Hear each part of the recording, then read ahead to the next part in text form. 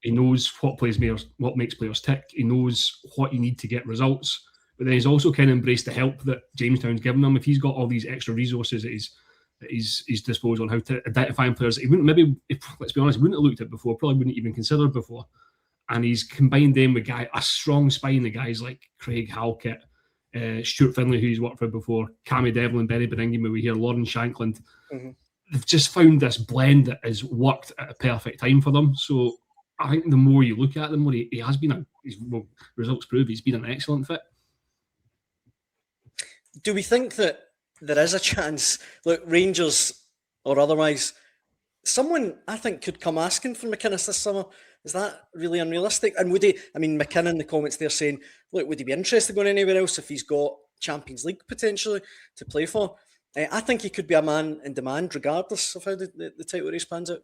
Possibly. I know he's said before how long he's fancied the Hearts job and he wants to be here and build something. I wouldn't be shocked if Rangers were making a change. I think that's the first place to look. Whether they'd get him is another question entirely. Whether he'd want to go, if he didn't leave them for Aberdeen, would he leave Hearts the way they are now to go to Rangers? Good point. That being said, depends what happens with Steve Clarke. If Scotland come asking, Derek McInnes might not be able to say no, and I have a wee sneaky suspicion that Hearts would maybe not stand in his way. Interesting. Would you, Scott, do you think it's a realistic scenario? That the Scotland thing? Aye, perhaps, aye. It's realistic in the sense that if Steve Clarke goes, if you're the SFA, then Derek McInnes is going to be high on your list of potential replacements. And I think I'm right in saying Derek McInnes has been quoted in the past as saying it is one of his ambitions to go and manage Scotland. Whether that's now, at this age, and in terms of where he's got Hearts, I would very much doubt it. Of course, if Scotland asked the question, he'd have a big decision to make, but I don't see any way Derek McInnes leaving Hearts anytime soon, given where they are at the moment. If they go and win this title, it's unthinkable, obviously, as you say. Thought of Champions League qualifiers, a statue of him at Tynecastle, do you know what I mean? I can't see him just leaving the place, as soon as somebody comes calling. So I think the Scotland thing will surely come later. He's destined to be Scotland manager one day, you would think. I think he's still a bit young for it at the moment. And as I say, maybe if he was still at Kilmarnock, for instance, and the Scotland job came up, then, as Ross says, he'd probably need to take it. But no, in terms of where Hearts are at the moment. And I think he's excited by what's happening at Hearts. He's excited about the fact that it feels like, not just this season, but for the next 2 or 3 years, it feels like Hearts will be competing at that top end for... They're not going anywhere.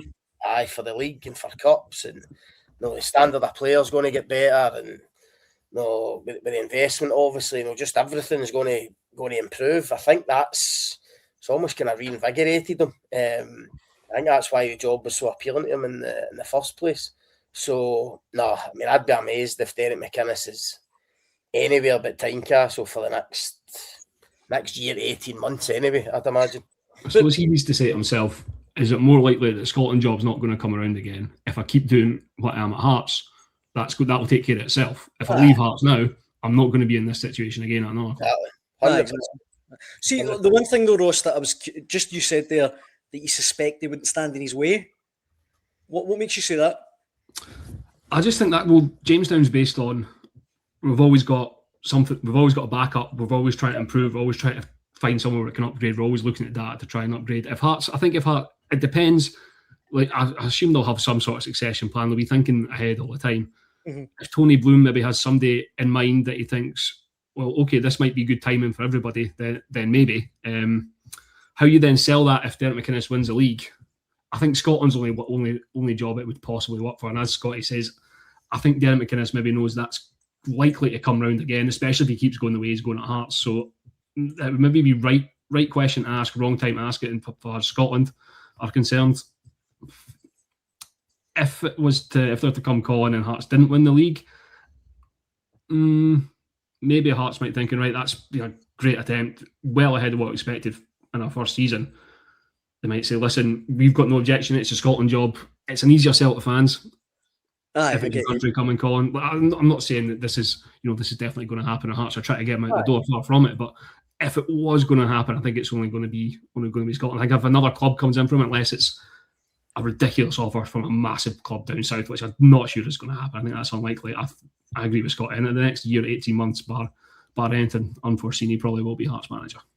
You're right in the sense, though, Ross, about the model, because I've said to you so many times on here, Daniel, about Tony Bloom saying to fans in the summer, look, no, the kind of fans forum, don't get too attached to these players because they might not be here that long.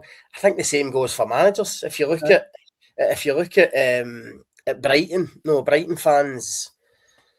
Try to think, Brighton fans loved Graham Potter, but eventually moves on to Chelsea. They totally bought into De Zerbi. De Zerbi was the man for a spell, but he moves on again, and now it's Hutzler. So I think that is the model. So the same, what applies to players, the same probably applies to managers. But I agree with Ross. I don't see, it's nothing against Derek McInnes, I don't see that kind of big offer coming in for England now at this stage. Even if he went and won the league with Hearts, I might be wrong. But the Scotland thing will definitely be talked about if Steve Clarke goes. I think that job will be there for him for a few years yet. And I just think, especially if they go and win the title at Hearts, there will be so much excitement that he wouldn't want to. Of course, he wouldn't want to leave there. He want to try and go again. Go and try and defend the title and try and win a second title. I mean, that's how crazy this is. But I think that'll be Derek McInnes' mindset. Well, in the comments, David says, I think Celtic and Rangers will improve and leave Hearts in their dust next season. David says Hearts are one-season wonders. They won't be challenging for anything next season. European football will be too much for them. See, look, I could be totally wrong here. I could be being really naive. But see anyone, Pilch, that's familiar with Tony Bloom, with Union Saint-Gilloise, we've mentioned Brighton. I don't think Hearts are going anywhere. I think this title challenge just came a bit sooner than anyone would have expected, even Tony Bloom. But for somebody to say they're one-season wonders, they'll be left in the dust. They're not really familiar with how Tony Bloom works. He's not here to get left in the dust. We've seen that at the previous clubs that he's been at. And, he's succeeded everywhere he's been.